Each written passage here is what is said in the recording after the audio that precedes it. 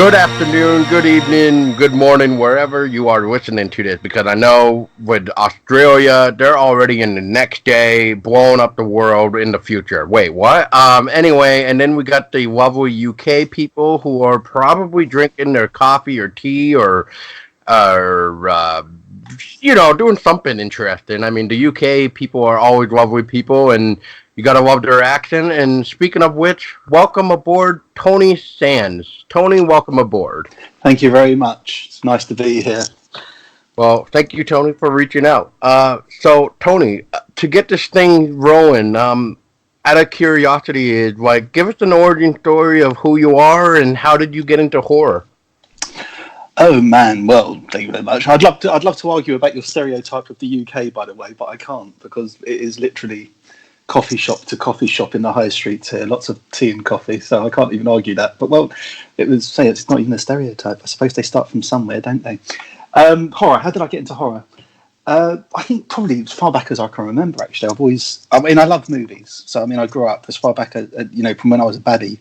I loved films, and of course, horror is such a unique genre in that it can tackle so many different subjects within its story and within the film. So you can have a monster, but is the monster, what that monster represents is very unique to the writing.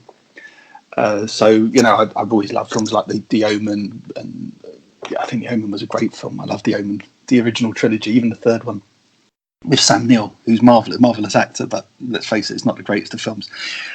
So I think, as far as I can remember, and then I got into, so I always wanted to be an actor. When I was a baby, I wanted to be an actor, and I trained to be an actor, and I was quite fortunate when I was younger. I did some TV shows, and I'd done a couple of films, and then I drifted out.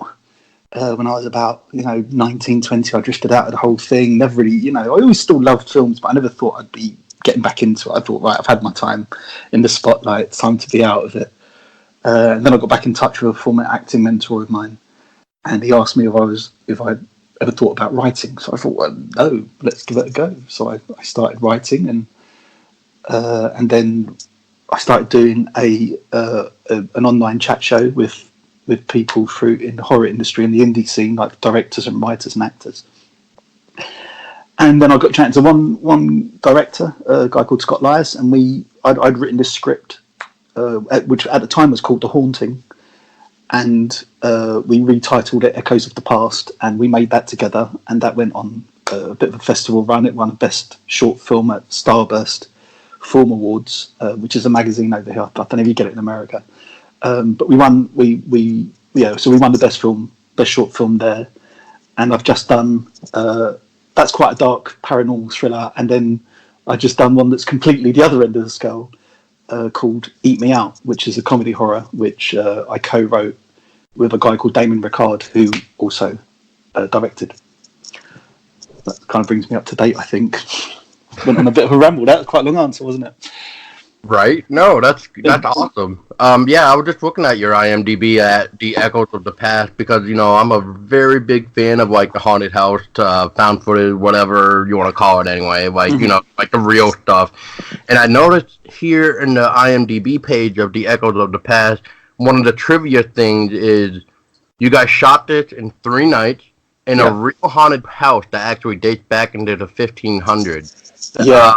So my question is, could you just explain like what type of what's the story of this house, and it dates back into the 1500s. Oh my God! So yeah, it's a really old house, and it's this beautiful old town that we shot it in. And I can't say where it was because the guy who let us shoot there, he didn't want us to reveal who it was. Yeah, because he didn't want loads of people just saying, "Can we make our film there?" Because it's an amazing house. It is an amazing house. So it's just we just got very lucky where this guy said, "You can come and I think I've got a great location for you." So Scott and I and a couple of others, we went down there to have a look at the house, and it was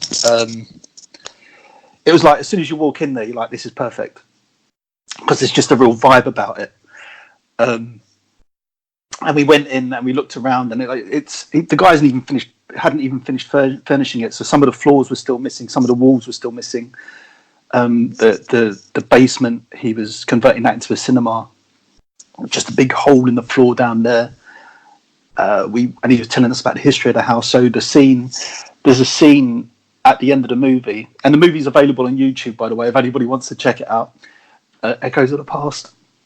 And the scene where we shot the last scene, the room, the house had been owned by two sisters, and one of the sisters, she hung herself in that room. Holy crap! So yeah, and like when we shot down there, because obviously short films you make on a very, very tight budget unless you're very fortunate. And most of our money went on accommodation and food for cast and crew. And to save money, Scott, who directed it, Scott and I were going to stay in the house. You know, we thought we'll save money, we'll stay in the house. And I think a couple of the others were going to stay in the house as well. And after the first night shoot, after walking around the day, we're like, no, we're not staying. We're not staying here, man. We're not staying in this house, because we'd shoot through the night, and then so it would have been sleeping during the day. But we're like, we're not staying in this house on our own. No way. So we paid a bit of extra money out of our pockets and stayed in a bar hotel nearby, which was lovely. But the house is amazing. I mean, if you see Echoes, hopefully you'll get an idea of how claustrophobic the house could feel and how haunting it felt. It's not the kind of place you'd want to be on your own at night. Just kind of added to the feel of it. But it was a really good shoot, and it was 3 straight nights. So we were shooting from sundown to sun up. You know, so we'd start shooting at about 6 in the evening, and then we'd be finishing shooting at about 6 in the morning. So by the third night, if you watch please go out and watch the film. Because it's always nice when people set eyes, whether they like it or not. That's another thing. That's up. It's just nice that people watch your work. You want them to like it, but not everybody's going to like what you do. But by the third night, I was wrecked, man. And I think most people were wrecked. It's like, because you're not getting much sleep, especially when you're Scott and I produced it as well. So you're kind of overseeing, you're making sure that everyone's all right. You're trying to get the cast and crew back to their hotels to make sure they get a rest, and then you go and pick them up, and you're driving them back. So you're going back, and in between eating, you're not getting much sleep because you're just racing everywhere. But by the last night, if I look, hopefully I look scared in that film. it's sheer fatigue. Oh, geez. If I look terrified, it's only because I'm terrified I'll fall asleep and I can't remember my lines. So I'm looking around trying to remember my lines, which is even worse when you've written the bloody script. Trying to remember the lines you've written. Yeah. Oh man. No excuse for forgetting them. Was there at any point in time when filming Echoes of the Past where you actually heard something or encountered something actually paranormal that wasn't supposed to be in the script, so you kind of rode with it, or did you just or did nothing like that really happen? No, I'd love to say to you something happened. Maybe I should make it up like they did with The Omen, just say, there's all these stories, and one of our producers, he disappeared in the hedge and never came back. No, we don't know. Yeah, no, I should make that up, shouldn't I? No, nothing like that happened. But but there was quite a lot of us around as well. So we had a cast of 4, and then we had a crew. I think we had a crew of 15. So it was, we had camera and light. We had we had an amazing crew from makeup and camera and lighting and sound. And we had the gaffers. We had an amazing crew who worked really, really, really hard on that film. And I'm really proud of it. I think it was a very personal story to me as well, but they really, I think you can see it on screen what they did, the amount of work and the amount of love that went into that. We didn't just have an amazing location and a beautiful little town in Kent. We had an amazing crew and a really, really solid cast as well. But yeah, we should have spoken this before. I should have created some kind of ghost story, shouldn't I? Well, I'll throw this out here right now, real quick, Tony. Is we're like 2 months away from October, the spooky time of the year, and this is what we can do. What's planned sometime in October? we'll have you back on, and we can talk about Echoes of the Past just for the seasonal treat. Okay, that would be great. Yeah. So anyway, you were also mentioning you are the director of a London film festival called the Unrestricted View. That's Now, right. Yeah.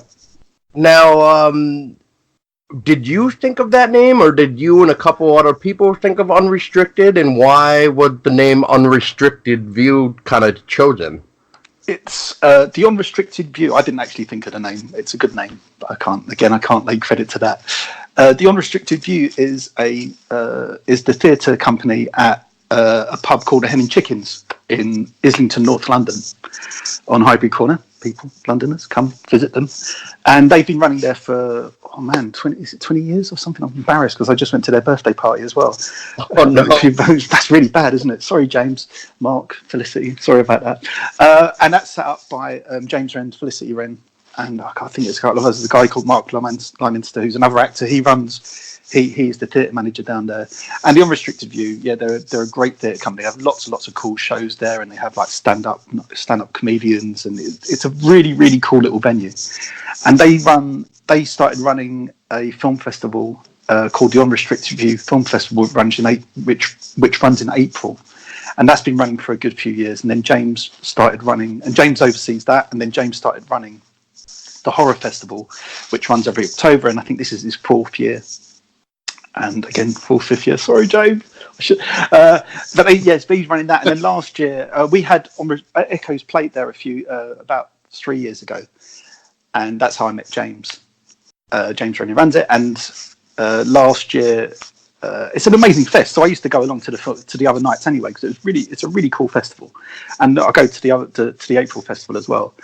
And then last year, James and I were talking, and he was going, I was thinking about doing something different, and he had ideas, and we were chatting about things, and I was pitching ideas to him, and he just said to me, well, do you fancy running the festival next year? I'm like, yeah, sure, dude, yeah, that sounds great. So yeah, now I'm running a festival, which is amazing and terrifying and exhausting.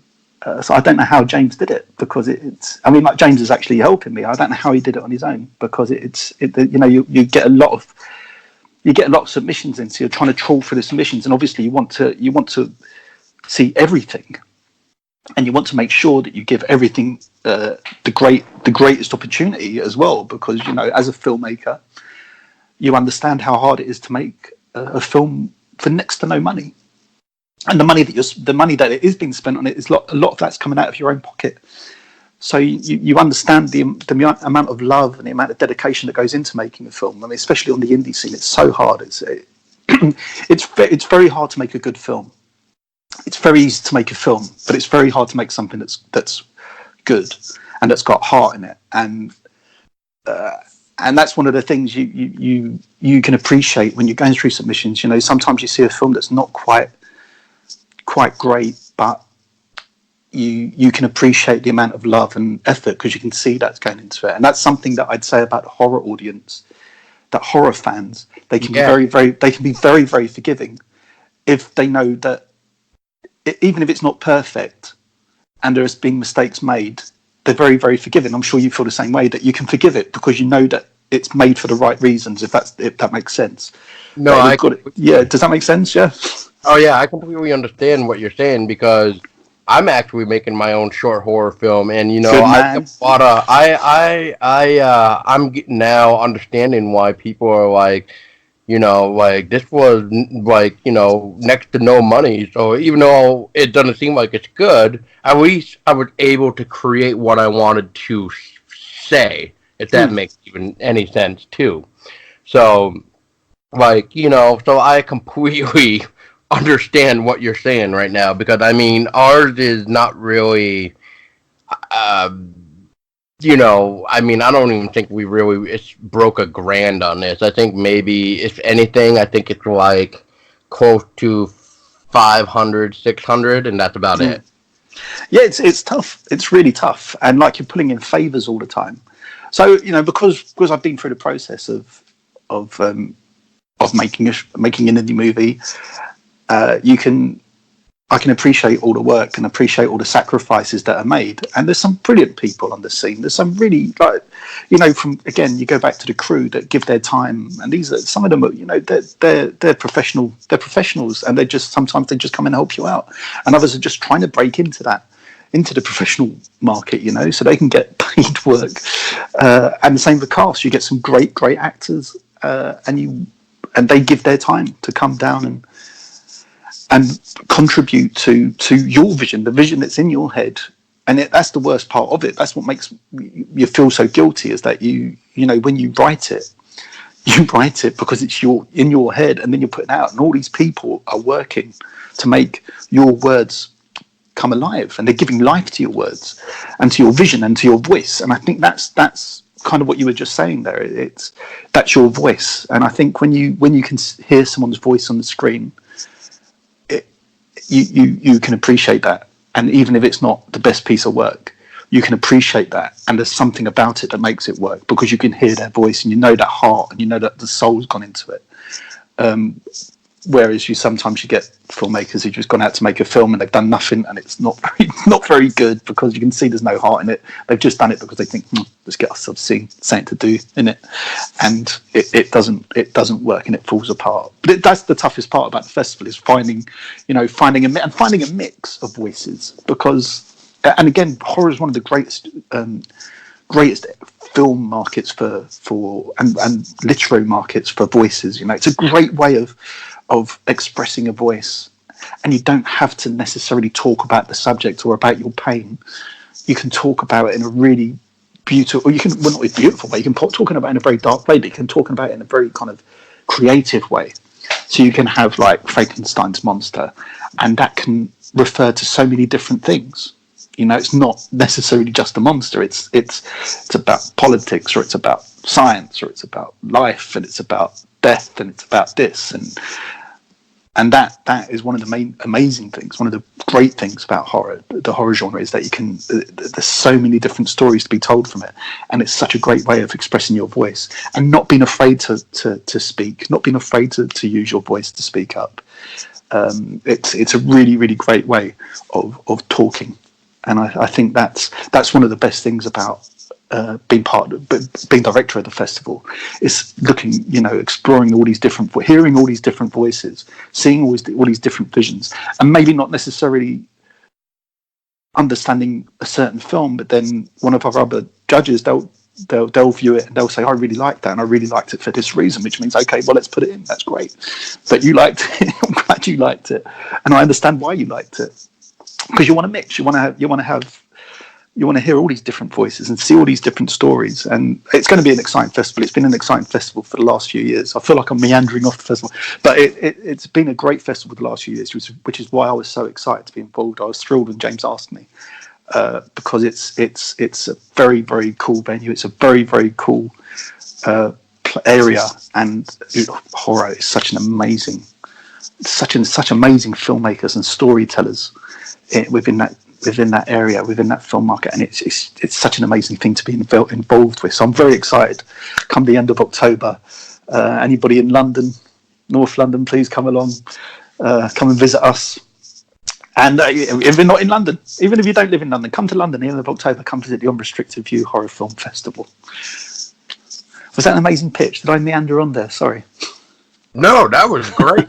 That was great. Awesome. Yeah, no, I mean, from what I'm seeing of last year's list, I believe, like, I noticed you got, like, Book of Monsters, yeah, Tokyo, South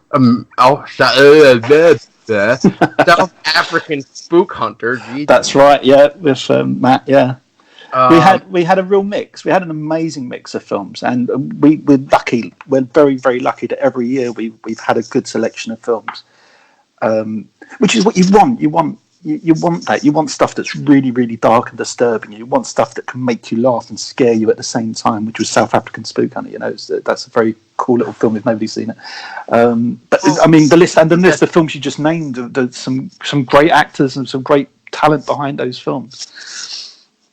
Yes. Yeah, no, I mean, I'm just looking at this beautiful list that you guys have, like, organized for, like, best everything pretty much. Like and not everything has to be serious, as you were just kind of, I think, saying. That's why like we got those awesome comedy horrors mixed with the foreign, disturbing, serious stuff. Where it's always good to kind of mellow out to something that's kind of funny.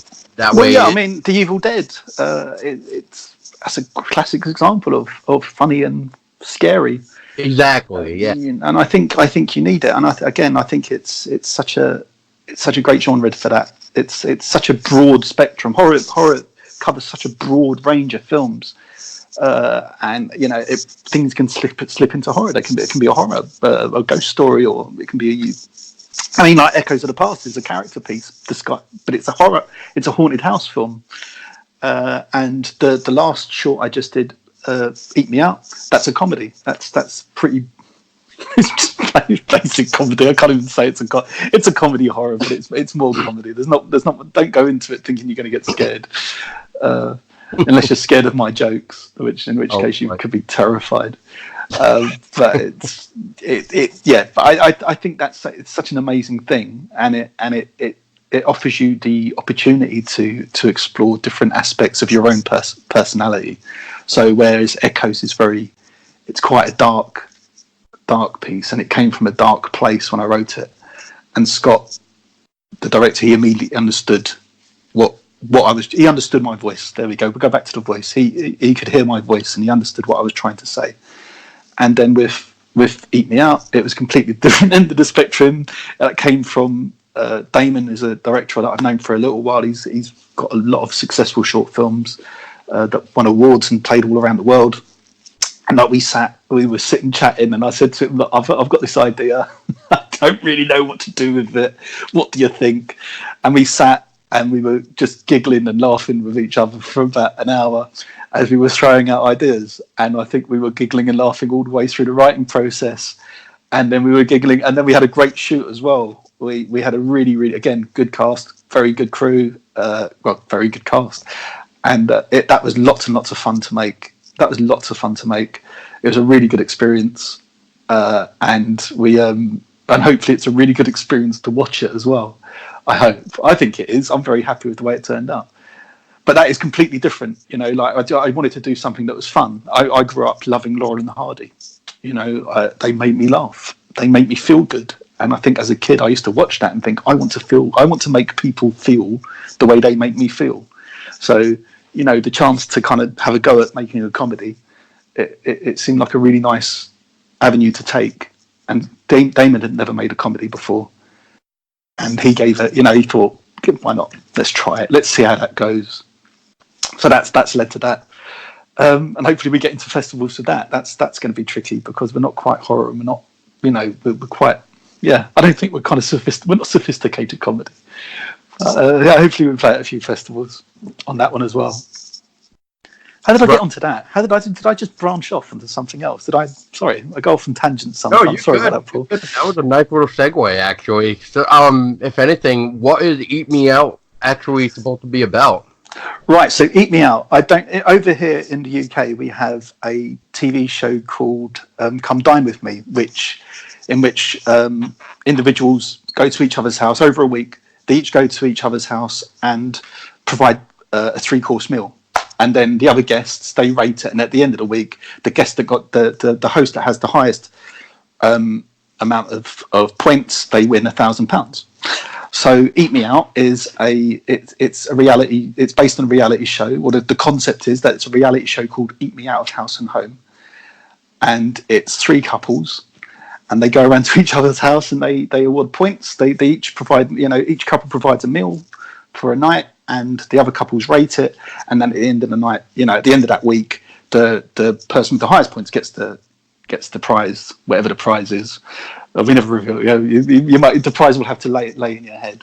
But yeah, so that's the idea. Eat Me Out Eat Me Out of House and Home is a reality show, and this is one episode from the reality show. Eat Me Out is an episode. Yeah. That's a very, very long way around of just saying it's a reality show. This is an episode. I should have just said that, shouldn't I? I should have just gone straight in with that instead of going all around the houses. But there you go. too late now, isn't it? It's too late. I can't take it back. I've done it. That's it. It's done. It's said. It's a really long way. All good. It's all good. So how long did Eat Me Out take to film? Because I mean, it looked like from IMDb, it looked like the last thing that I'm seeing that was updated anyway was that you guys were mentioning you were in post production last year of the 27th of November. Yeah. So we shot that in 2 days. In I think it was out in Kingston in England. I think it was out that way. I can't remember. It was, we borrowed a friend's house. Hey, that's the best way to do it, isn't it? He's a great, really lovely guy. And he's a filmmaker himself, and then he shot a short film the following weekend at his own house as well. So it was like a film studio for 2 weekends.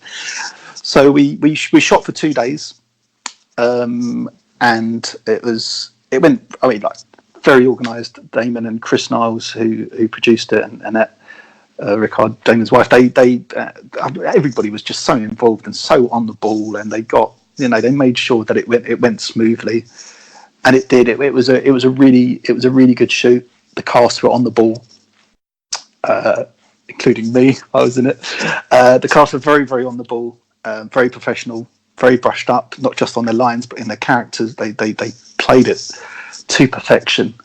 And you get when you've got a great crew, it goes really, really smoothly. Everybody's helping each other out, and that's the only way it works. And that's the way it should be within the whole industry. Everybody helps each other out and gets involved and makes it run as smoothly as possible, because it's a team effort, it's a team job, and if you're not working within the team, then you're not going to get anywhere. And if you do get anywhere, then what's the point? Nobody's going to like you when you get there. It's a team effort, and when your team comes together, I think it generally comes across on screen, and everybody walks away happy. Everybody walks away with, because you want if the actors are working for next to nothing, and we did pay them, but I mean if they're working for next, for a low rate, you want them to walk away with something that's solid, that they can use to help them in their career. And it's exactly the same for the crew. You want them to be able to say, look, I did this film, look how great it is, I was part of that. So you want everybody to walk away with a calling card or something that they can add to their CV and to their credits, that will help, that will enable them to get more work. But it's, again, and you want to make a good film. Ultimately, you want to make something that's really, really entertaining and really, really good. But that was 2 days, yeah, and that went quite smooth actually. That finished quite. I think the first night we had to squeeze something right in at the end, and then the second day it went so well. I think we were a little bit ahead of schedule then. It was good. That was a good shoot. I mean, I've been very fortunate that I've worked with some good people. Very nice. Now, were there any type of difficulties at all filming Eat Me Out or whatever? I know, it's a great title, isn't it? That amused the hell out of us. You know what? No, not really. I think it was. Again, we were very lucky.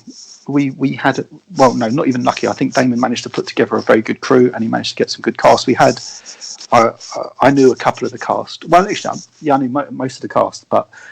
So Mac I'd worked with on Echoes and on the previous project. I'd known him for a long time. He's a stand-up comedian, a really, really lovely guy. And I thought when we started talking about, when Damon and I started talking about how we were going to approach the idea, one of the people I had in mind was Mac. So I was writing a character with Mac in mind, and then Damon had, known Mac. So again, you can write to that character.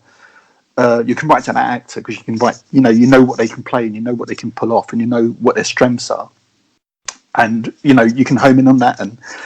And then we had Tom, who Damon had worked with on a few of his films, and we wrote a piece that's completely different to what he's done before, or to what we've seen, what he's done before with Damon at least. And Elena is a friend of another actress that I'd worked with on Echoes. And we just kind of came across, and then we were talking, and I said to Damon, like, I think this girl would be great. And so Damon and Elena and we all met up, and Damon goes, yeah, we've got to have her. And then Sarah and Kat, they came in, and they were just brilliant. We've got a really good cast. Again, hopefully it will play at a film festival near you. Look out for it. I don't think you can forget that title, can you? Eat Me Out. It's it might be the best part of the film. Right? We've got an amazing poster as well. A guy called Chris Barnes, who runs Brutal Posters. Check him out on Twitter at Brutal Posters. He is an amazing designer, and he designed a poster for us. And our poster's brilliant. I love our poster. Yeah. And we got a trailer. We got a trailer out there as well. Oh, you got a trailer. I got. We got a trailer. I'll send you the link. But yeah, so we didn't know. We ran really smooth, and I think it's especially when you're working on such a tight shoot, it's very important that you've got a good cast and crew. It's very, very important that you've got people. One, you've got to enjoy the experience as much as you can, but that becomes more enjoyable when you've got people you can rely on and people that you know are going to deliver. And every single person delivered. I know on that. Yeah, it's tough. It's really it's tough. It can be very hard. If someone lets you down, you're absolutely screwed. And you all have to pitch in. Like you find actors picking up other actors or crew or dropping them home and bring them in and like to set. And it's you all have to pitch in. Everybody has to help everybody out. Otherwise, it's not going to happen, or it's not going to happen well. So you've got to put what you can in, and it's 2 days, and it's 2 long days. But when you get a satisfying result, it's well worth it. It's worth it, and I think that we've got something that's very different, and I personally think we've got something that's an awful lot of fun. Although Damon keeps claiming that he wrote all the funny lines, I can't even argue. I don't even know. I can't even remember what I wrote. I remember one bit that I've written, but I can't remember the other stuff. So Damon might well have written all the good gags. I can't remember. Damon claims that all the funny stuff is his. But as long as people laugh, then I'm happy for him to take the credit. If people enjoy it, I'm more than happy for them to take the credit for it. Yeah, I thought the title. I'm taking the credit for the title. The title was mine, but well, there's more to the title too, because we got "Eat Me Out," and then in parentheses we got "Of House and Home." That's right. Yeah. So the idea is that the name of the actual show is "Eat Me Out of House and Home," but "Eat Me Out" such a catchy title. Oh yeah. Yeah, it kind of slips off the tongue, doesn't it? It's kind of well. When I first read it, I was like, "What the hell?" And then I studied the poster. I'm like, "Oh, okay." I'm like, "What the hell am I getting myself into here?" Yeah, that's all right. There's nothing naughty in it. The title's about as naughty as it gets. We're talking about something just comical, not what everybody else is probably thinking right now. No, not at all. It's a comedy. It's just a fun comedy. All the swearing's being beeped out and everything. It's fine. It's a good, fun little film, and I think I'd like to think that people will enjoy it when they watch it, as soon as they get the chance to watch it. I think they will.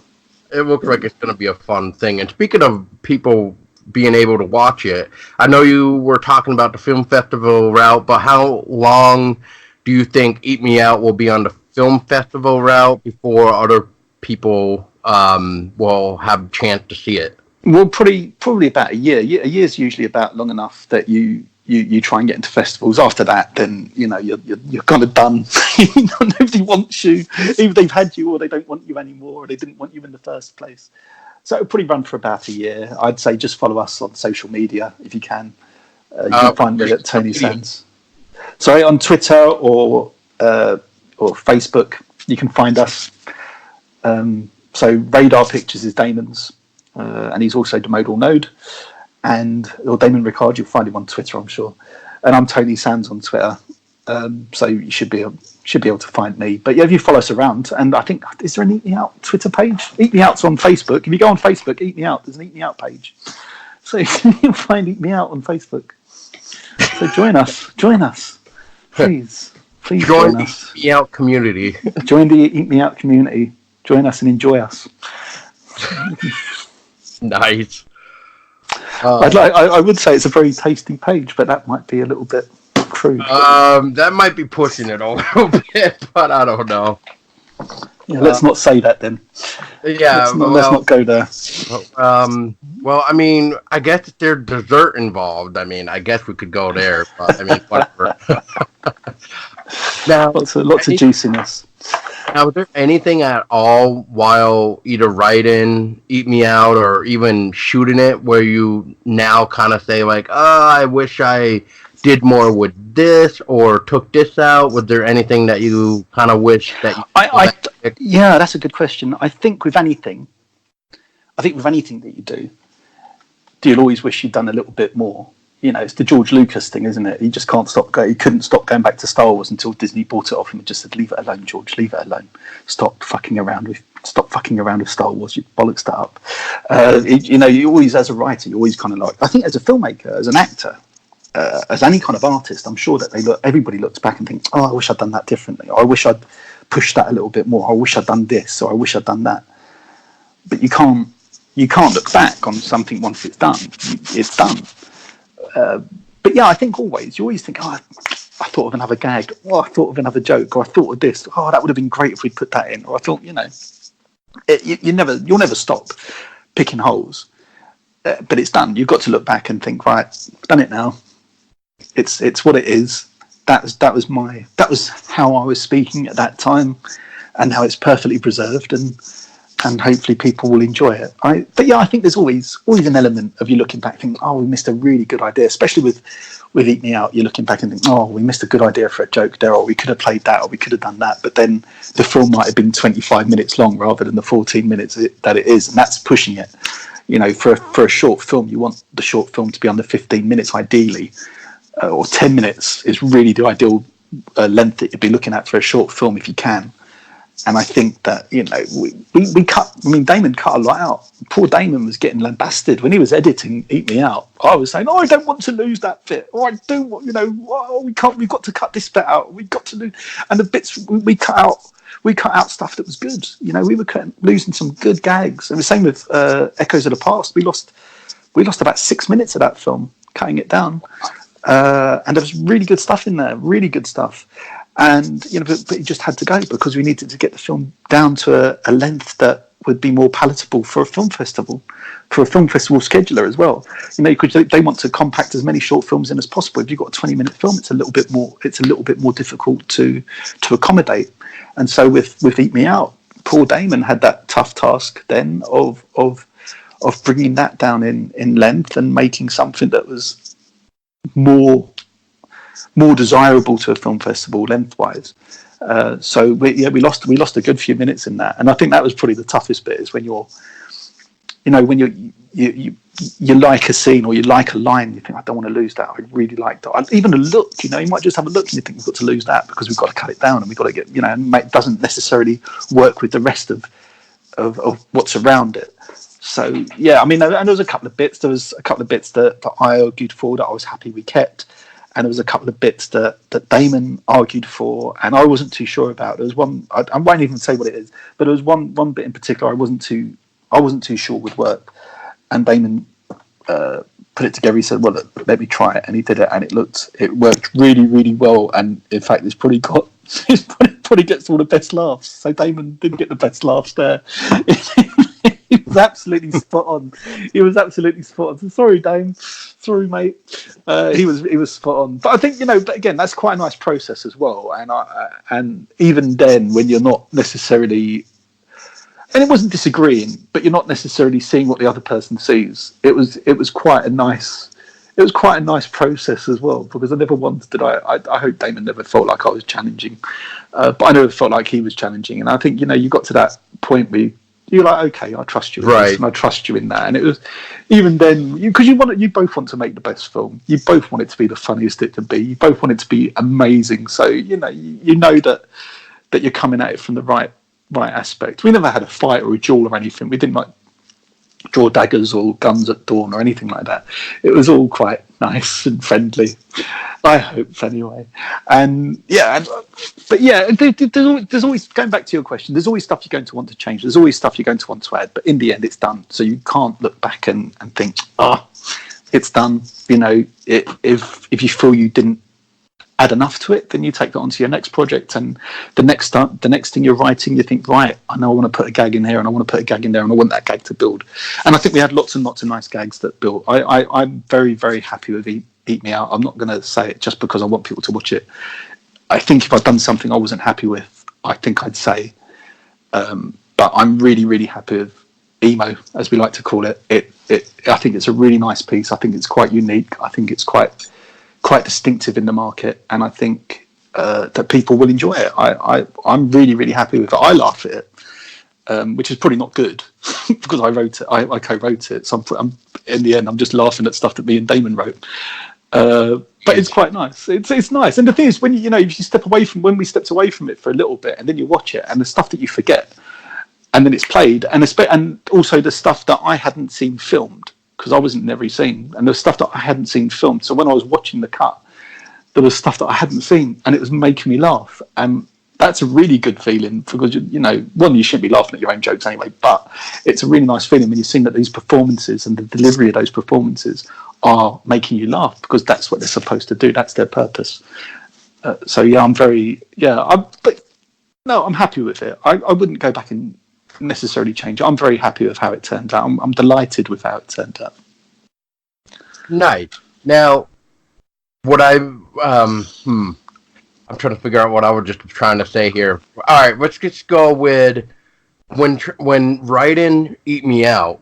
Was there any type of inspiration coming to you that made you want to write it, or was it kind of like an original idea per se, like this would be kind of clever without really any sort of inspiration? I think my inspiration for comedy was always Laurel and Hardy, and I love Laurel and Hardy. I love the guy called Norman Wisdom, who was an English comedy actor. I really liked him and his style.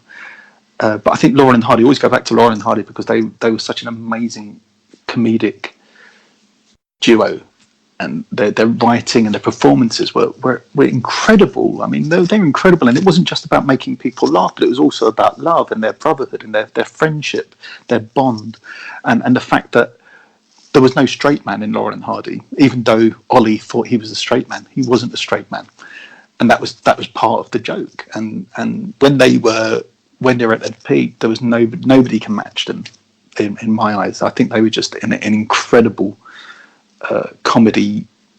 They're an incredible example of comedy writing and performance. They were absolutely brilliant. So I think that's always in my head somewhere because that's what inspired me. That's what I loved. What made me love about comedy and film was Laurel and Hardy. So I think that's pretty comes across in my writing sometimes. When I'm writing it, I might have Stan or I might have Ollie in there. But what went down, what went down, talking about Eat Me Out, what went down. Sorry, doubling Tawandrous. We had, what it was, we kind of sat down, what went down? How did it go down? Let me tell you how it went down.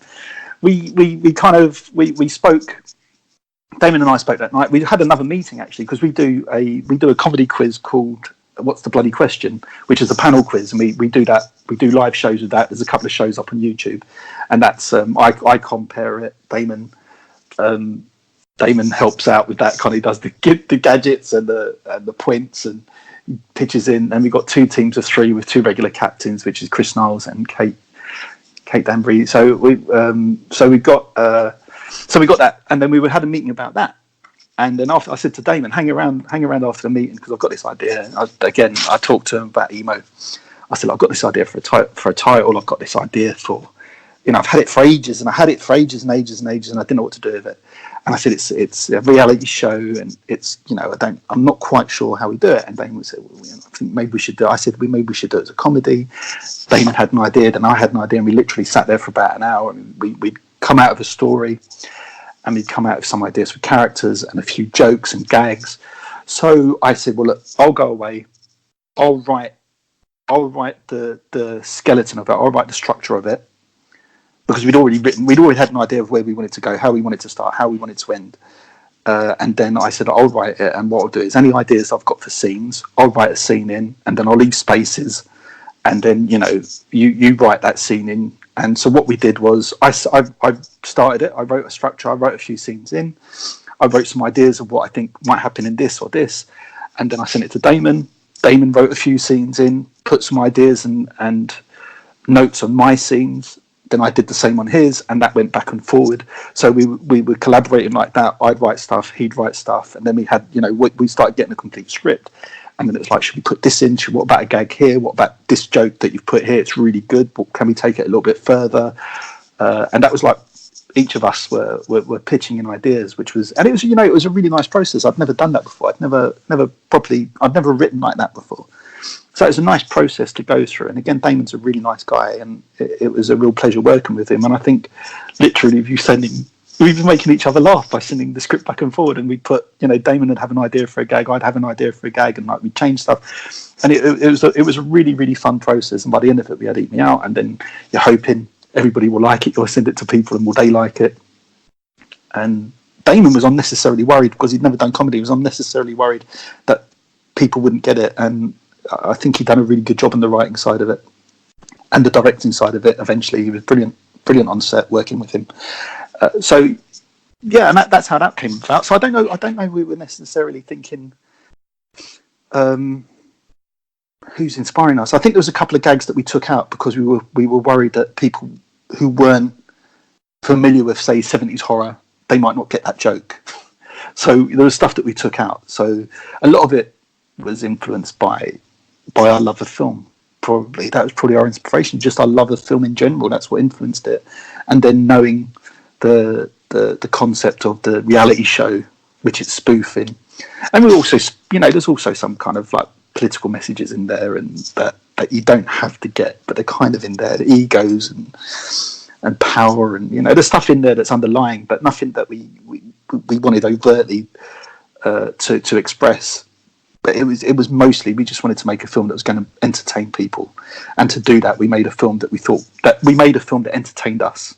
We wrote a script that entertained us, and that's all you can do if you're going to write what you want to see, write what you want to hear, write with your voice. Going back to the voice, write with your voice, and if you do it right, then someone's going to appreciate that.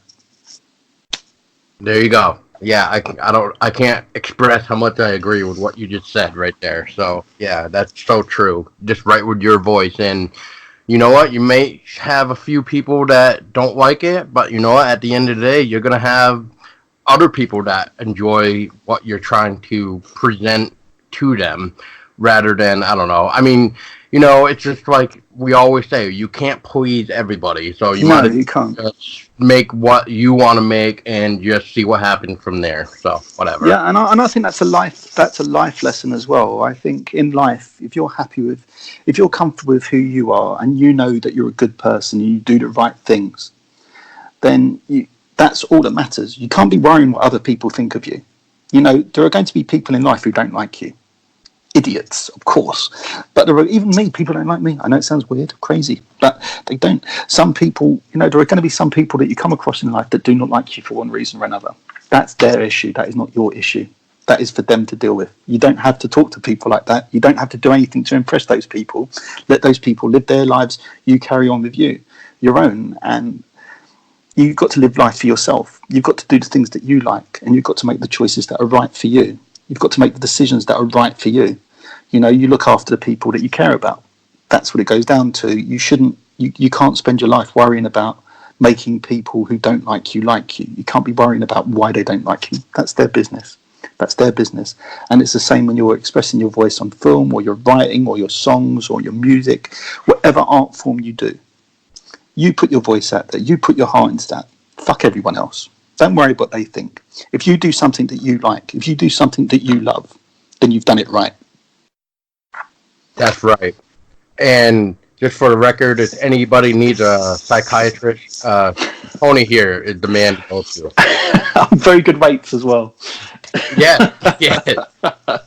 Well, you can come to me, but I think I have almost the same attitude as Tony too. But I might just be like, well, just fuck them too. I mean, cut them out of your life. Get that negativity out of your life. You don't need them, man. Surround yourself with good people, and you'll feel like a good person. Exactly.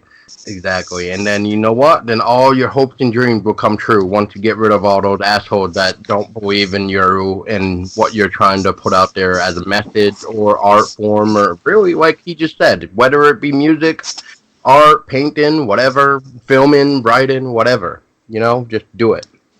Yeah, absolutely. Absolutely. It's the best way to live your life. Exactly. And speaking of like writing and stuff, Tony, you got some upcoming stuff, don't you? What can you share with us for your upcoming projects? Right. So, oh gosh. Well, again, the the end of the scale that we work at in the area we work, indie film, it's always the hardest bit of getting the money and getting it made. I was doing I almost had a short film go with a guy called David Chardwell, who is another amazing filmmaker, brilliant guy, really talented and a lovely bloke. So we were doing a film. We were due to go in July, and 2 days before 2 days before we started getting plans into place, we were going to shoot a campaign video to do some crowdfunding for post production, which is all we needed. We were only going to ask for about. We weren't looking for too much. We were looking for about £2,000, which would help during production to help pay for accommodation and feed cast and crew, because apparently we need to feed people. And That it's apparently so people are so fussy. Food and drink, come on. So we not to interrupt you real quick, Tony, Yeah, but you just mentioned crowdfunding. Is that Kickstarter or Indiegogo? Kickstarter, Indiegogo. So I think we were going to go through Kickstarter. Okay. So we were going to do a Kickstarter campaign, and we were just going to raise money for so some accommodation and food and drink, and then if we could get a little bit more, we would have put that into post. But we had a studio, we had everything, we had a crew coming together, and we had people that we had cast, and we just, I think it was the day before we were going to shoot a crowdfunder, and it got pulled, and it's gutting because it's a really good script. Again, it's a comedy horror, or more of a horror comedy, so it's more horror. And we were just a couple of days, one day away from crowdfunding video, and we had a really good crowdfunding video script as well. We were going to do a really good crowdfunding video. I think we've done a great crowdfunding video for Emo, if anybody can check that out. But yeah, so we were a day away from shooting the crowdfunder, and it got pulled because somebody felt the script was a bit controversial. And I don't think it's an offensive script, but someone took offence to it, and that one person railroaded us. It knocked us out. So we'd like to get back and doing that at the moment, but it's going to be quite a costly one. That will cost. I think that we estimate that will cost us about 15,000, due to the nature of the script and the location and some of the effects we might need. So that's a real bummer, because that would have been a really good. That's a really good script. I think David. I mean, I wrote the original. Then David came on and he threw loads and loads of ideas in, and we kind of expanded it and built on some of the storyline and some of the jokes, and it's a really good script. And I can understand why the person was concerned about the piece that they found controversial and offensive, but they also missed the point of that. They missed the point of the script. It's not offensive. It's about people who cause offence, and it's about those that are offended, and it's about what you're offended by. You brought up an interesting point. Sorry to cut you off. That's okay. With my train of thought here is, so we already know that 2019, 2018 kind of seen the beginning of the, I would say, the pussy era, because, everybody is getting offended of something. And do you feel like, as you were just kind of just saying, do you feel sometimes trying to write a specific joke or specific scene, or really anything when it comes to writing anymore, feels like, do you ask yourself sometimes, like, man, is this gonna offend somebody, or do you just don't care and just write it anyway? Like, have you thought of that though? The way the years have changed now?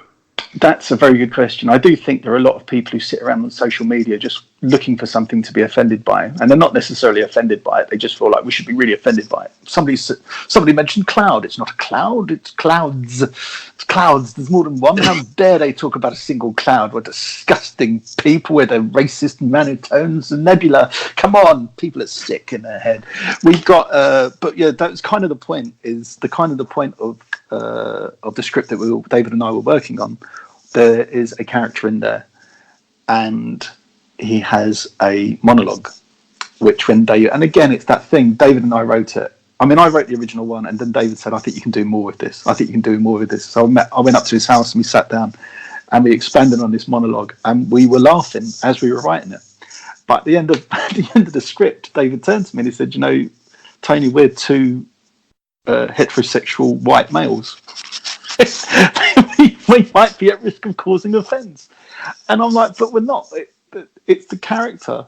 The character says something that could be considered offensive, but he's aware of that, and it's what escalates after that, and it's how that character's treated and how that character's related to. So, we kind of the reason we wanted to write it was to kind of tackle things like that and to approach the snowflakes, and talk about it without really talking about it. So we didn't write something offensive. We wrote something about offence, about the way people take offence and about the way it's construed now. So you say something, and this is kind of what that monologue. It's exactly what that monologue is about. It's about saying something and thinking, "Oh shit, have I just offended somebody? Oops, did I say something that somebody could possibly be offended by?"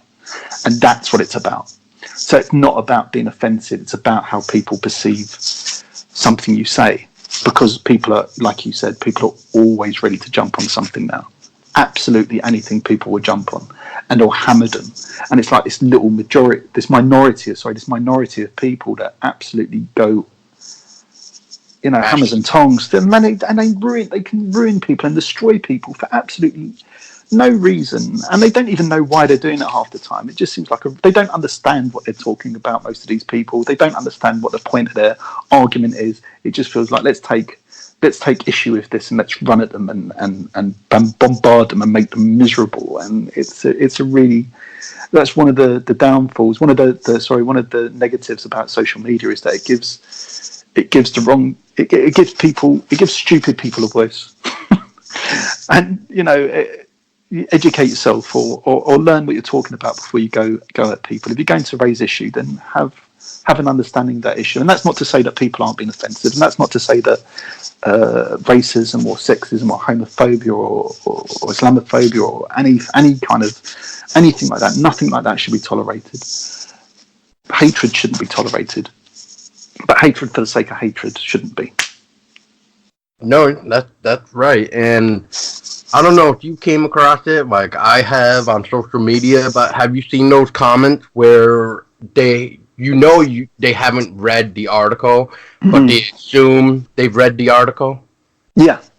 That's what I'm talking about. They just jump on board. They don't even know what they're arguing about. They're just like, I want to be offended, and I'm going to be offended by this because right now it's top of the trending list on Twitter. I'm outraged. I don't know why I'm outraged, but I'm thoroughly outraged, and I'm going to vent my outrage on Twitter right now, and I'm going to aim it at Derek because Derek said something I don't agree with. I'm not quite sure why I don't agree with it, but I really don't like the way Derek said it. So I'm going to and I'm going to get my friends to bombard Derek. I don't know who Derek is, by the way. Poor Derek. But so they just go after this guy because they don't agree with it. And you just think, you haven't, and like you said, they don't even read it, and it shows. Their ignorance shows in that. But the problem is that they're the ones that shout the loudest, aren't they? They're the ones who shout the strongest and the loudest, and they absolutely, and they're shouting because they put it in block capitals with exclamation marks. They just bombard these people. They go full on, and it's such a sad state of affairs, isn't it? That social media is giving, and let's face it, there are some people in certain positions of power in certain countries who do pretty similar and cause all sorts of problems because they're ignorantly throwing stuff out there that they don't understand, that they haven't read about, and they're causing problems for people. They're destroying people's lives because they're talking about stuff that they don't get. Yep. Yeah, no, it's just, I don't know, it's just a sad world. You just can't go on without somebody complaining about something, and it's just, It's messed up, yeah. Yeah, exactly. But yes, let's see here. Sorry, man, I feel like we talked about lots already. I know, I was just gonna say, did I miss anything? I don't think you. No, yeah, sorry. So that was the script. We'll go back to that one. So that script, that hopefully we'll still get that made. that's called Less Than More, is it? Or More Than Less? Something like that. I can't remember. We keep changing the title around, but that's set on the moors. It's like a Creature on the Moors thing. I've written a couple of short ideas that I think could work as a feature. I really want to work with the team that we did Emo with. I'd really like to work with that team again. So I've got a couple of ideas for that. Again, that's money, and both of the ideas will cost a bit of money to do. And I've got an idea for a play. I've actually scripted the play, so I've got the first draft of a play. That's, I don't know if it's kind of horror and it's kind of drama, it's kind of thriller. So I don't know what quite. It's a mix of everything, and a bit of fantasy in there, and psychology in there as well. So that's talking about. I don't really want to say what that's about because I can't really describe it properly without giving. I don't want to give too much away, and I don't know how I describe it without. But it's a bit. I think it's a really, really good idea. I have an idea what actors I want to use in it, and I have an idea of what I want to do a read through. So I might do a read through of that in September, and see how that plays out because that's only a really. I think it will need a bit of work, but I want to hear it before I start going back and deciding what I lose and what I add. So got that one. So I've got that, and a couple of other. There's a feature script I'm working on that I'm not quite sure what we're going to do with that. But yeah, there's little bits and pieces. There's always something that kind of pops up, and you think, it's like we were talking before we started recording that. You always end up with more than you need, really. You think, just kind of chill out for a little bit, and then you think, I've got an idea for this. And someone asked me to do this, and go to this. This is great. And before you know it, you've got like a dozen projects you're handling and dealing with, and trying to fit in and trying to squeeze in. You're like, I don't know what I'm doing. What am I doing? Where am I going? Was I going to the shop? I don't know anymore. Or the best part is the stuff that you can't use, you can just use for something else.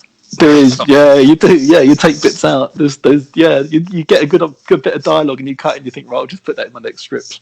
We can't use that joke here, but I'll put it in somewhere else. We'll find something for it. I had an idea for a script based on a joke the other day. Just had an idea for a joke and I thought, a script based around that. I don't know what the rest of the script's going to turn out like, but And the name of it is going to be called The Unused Jokes. The unused jokes, yeah. We'll call it huge because we'll just break it all down. Yeah, so there's a couple of things. I mean, there's always ideas that pop around, and I want to, you want to get in as much as possible. Right. But it's getting writing it. Writing it isn't necessarily the hardest bit because I find when I get onto a role, I can write quite quickly. I'm not saying it turns out great, but when I get onto a role, I can write quite quickly. Because it's all there. Once I start hearing all those voices and I get an idea of the characters, I don't even know what the ending is half the time, or most of the time. But I find that I get into a flow and I can write very quickly. So that's not the hardest bit. The hardest bit is getting it made. The hardest bit is getting it made well. That's the hardest bit. Making something good. Making something in a good way. Yeah, go on. Sorry. No, it's fine. Speaking of the hardest thing that you were kind of getting into, what was the hardest thing so far that you've had to have written? There's a feature script I'm working on. I'm finding that because that's not necessarily, that was somebody else's concept, somebody else's idea, and although I can hear what they're saying, I can completely get it. That I've found that I find more of a struggle to write because it's not necessarily writing. I'm writing for me as well. I'm writing, characters that I like, and I've given them dialogue that I like, but I'm kind of writing to it with an aim. I'm writing to an end game. There's an end game, and I have to hit this end game. Whereas normally when I'm writing, I don't always have an idea for an ending necessarily, or that ending's quite fluid. The ending can change. So I don't know. I don't always know whether my characters are going to make it to the end of the script. I'm just writing them, and sometimes sometimes they're gone. It's like, why did I kill that person? I really liked them, but they had to die. I don't really know. They just the story just called for it. It just kind of happened. Don't you get that when we start liking people and then they get cut off? Yeah, it's gutting, isn't it? Stephen King's books especially. He's a master at it. You never know who's going to make it through. He'll invest all his time and writing into writing this marvelous character, and then they're gone. The Stand, man, he killed. I had to go back and read the chapter again. He killed this one character in his book, The Stand, and I had to go back and I'm like, what? No, I can't. Some mistake. There's some mistake here. Surely there's a mistake. You can't.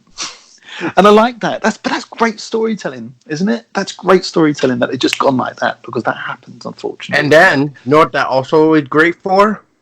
I'm offended. He killed off this character. Absolutely. So then we go on social media and we vent our outrage at Stephen King. Yep, exactly. And we'll see how far that gets. He's a great writer. He's a brilliant writer, Stephen King. I completely agree. So awesome. Yeah, so I think it's safe to say to wrap this up is just to I guess one more time is how can we keep up to date with stuff that you're doing and where we can watch Echoes of the Past, stuff like that? Right, so Echoes of the Past is on YouTube. So Echoes of the Past, you go onto YouTube, look for Echoes of the Past, say it's past being spelled Passed, or you can find them on the Crossroad Pictures YouTube page. You can find Eat Me Out has got a Facebook page, so Eat Me Out on Facebook. That sounds funny in my head. You can find me on Facebook, Tony Sands Official. You can find me on Twitter at Tony Sands at TonyRDB. And I've got a website. You can find my website, which is TonySandsOfficial.com. So please visit there. Try to think what else. And the YouTube, the Eat Me Out of House and Home, the trailer's on YouTube for that. Yeah, right. That's it. Yeah, and the trailers obviously on the Facebook page. So when you go to Eat Me Out on Facebook, you'll find the trailer and the poster. And also you'll find any updates as well of what we're doing with the film. Same with like the upcoming film festivals of where we can watch like. So yeah, so on Twitter, you can find the Unrestricted View Horror Festival at UVHFF. That's on Twitter, UVHFF.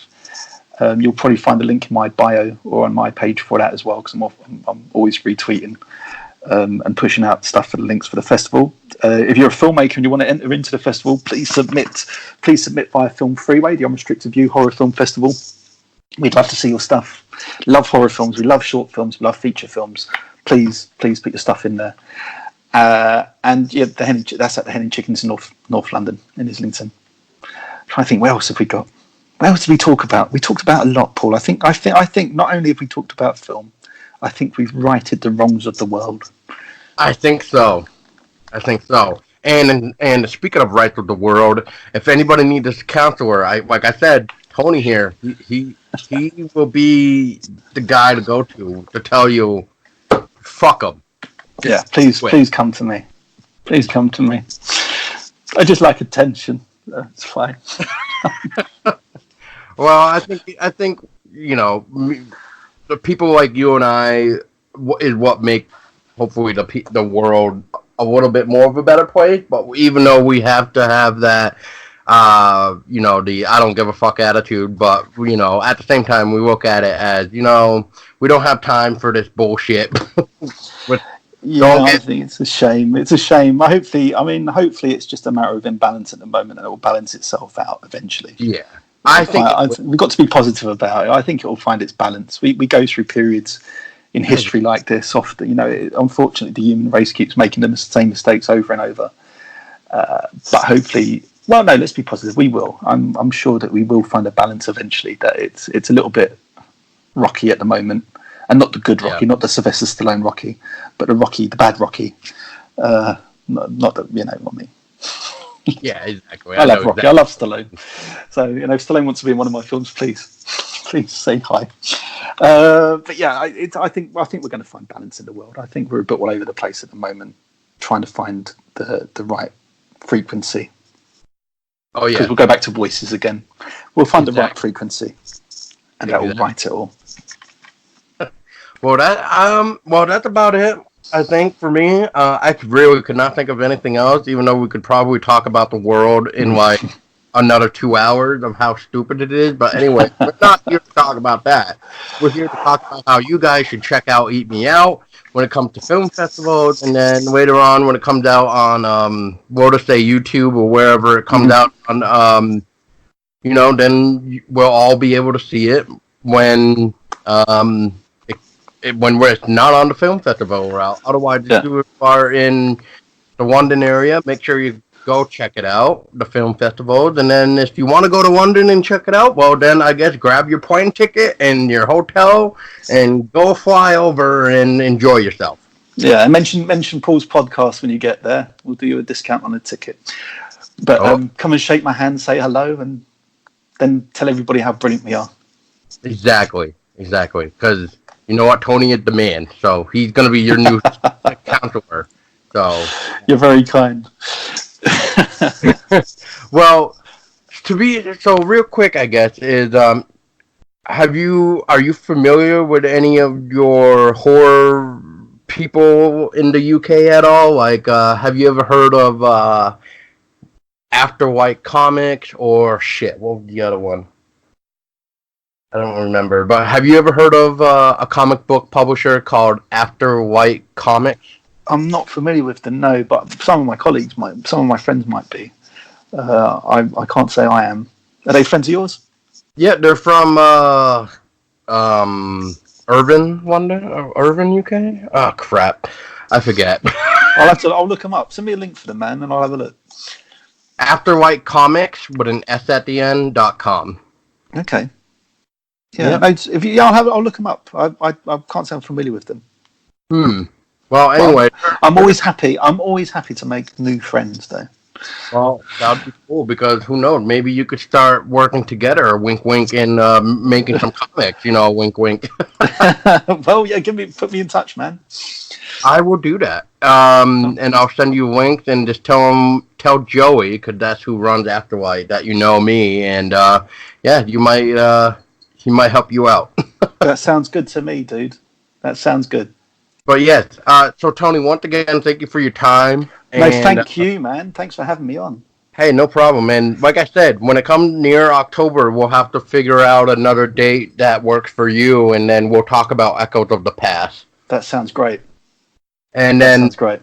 For everybody listening, make sure you check out Tony and everybody else that he has mentioned. And I will hopefully have Tony send me links too, because that was a lot to remember.